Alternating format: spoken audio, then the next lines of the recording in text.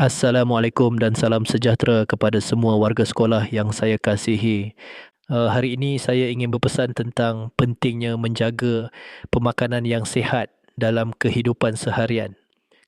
Kesihatan tubuh badan kita sangat bergantung kepada apa yang kita makan setiap hari. Makanan bukan sekadar untuk mengenyangkan perut, tetapi juga menentukan tahap tenaga, ya, tumpuan dan kecergasan kita untuk belajar serta bekerja. Pertama, pastikan kita makan tepat pada waktunya.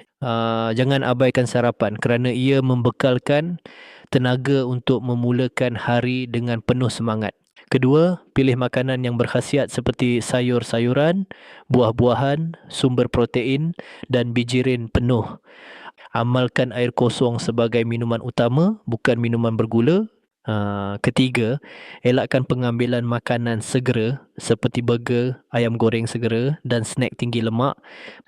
Mungkin rasanya sedap, tetapi jika diamalkan selalu, ia boleh memberi kesan buruk kepada kesihatan kita pada masa akan datang. Akhir sekali, serta kurangkan pengambilan gula dan garam. Terlalu banyak gula boleh menyebabkan kencing manis, manakala garam berlebihan boleh meningkatkan risiko darah tinggi.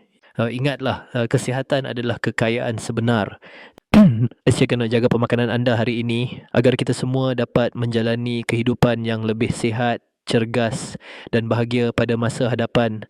Pesanan ini daripada pengetua AI, kerana setiap warga yang sihat akan melahirkan minda yang cerdas dan kehidupan yang seimbang.